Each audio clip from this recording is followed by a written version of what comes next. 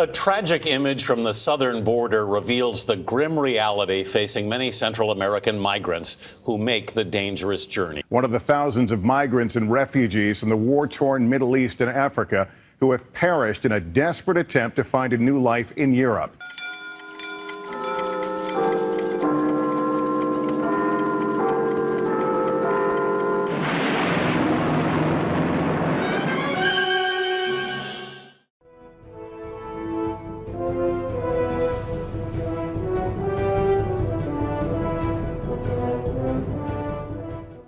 Early last week, a photo surfaced of two migrants who had died trying to enter the country illegally, one of them a child. Now, as tragic as something like this is, I want to pay careful attention to what the media is doing here. A tragic image from the southern border reveals the grim reality facing many Central American migrants who make the dangerous journey. We warn you, the photo you're about to see is disturbing. It shows a young father and his 23-month-old daughter who died trying to cross the Rio Grande in South Texas. They were found in shallow water a few hundred yards from where they tried to cross. The girl is still clinging to her father's neck. Now, this tragic story comes as we are learning more about the migrant children who are being held in government facilities like the one behind me.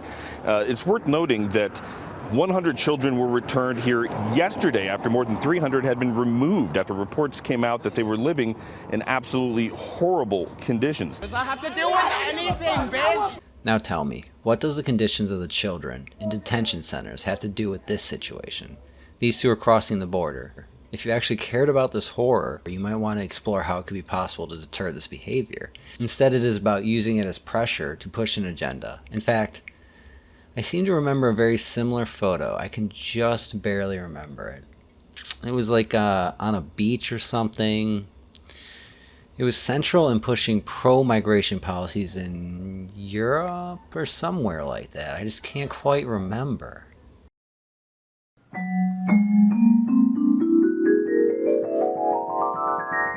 Good evening. It's rare that we have to warn you right from the top of the newscast about what you're about to see, but the photo we're going to show you has quickly resonated across the world as a heartbreaking symbol of an utter human catastrophe that we can't close our eyes to. It is the image of a lifeless child in the arms of a rescuer on a Turkish beach, one of the thousands of migrants and refugees from the war-torn Middle East and Africa who have perished in a desperate attempt to find a new life in Europe. But even for those who survive, a rude awakening awaits in countries that are moving to close their doors. Tonight, the leaders of Germany, Italy, and France are calling on all 28 EU nations to take in their, quote, fair share of refugees. We just need the politicians to listen to their hearts, act like human beings. While European leaders argue over what to do, hundreds in Hungary are spending another cold night on the concrete in limbo. That's right. That's exactly what it was. Funny how there's so much similarity between those two newscasts, huh? Sure enough, the child on the beach was used by the press to guilt the average European into accepting a pro-migration agenda, or else you wanted, what else but children to die? If these extraordinarily powerful images of a dead Syrian child washed up on a beach don't change Europe's attitude, what will? They are extraordinary images and serve as a stark reminder that as European leaders increasingly try to prevent refugees from settling the continent, more and more refugees are dying in their desperation to flee persecution and reach safety. Now, it wouldn't be that we're seeing exactly the same thing from the press today. I mean, it's not like they have a pre-planned agenda and narratives ready to push. The photo of a dead father and daughter shows the true nature of Trump's immigration policy.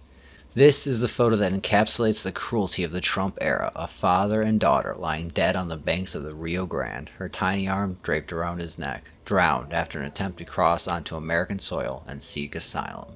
Now, if that wasn't bad enough, they even have a whole section titled "The Policy Behind the Photo." Clearly, Trump's policy of border control is the root of all of this evil.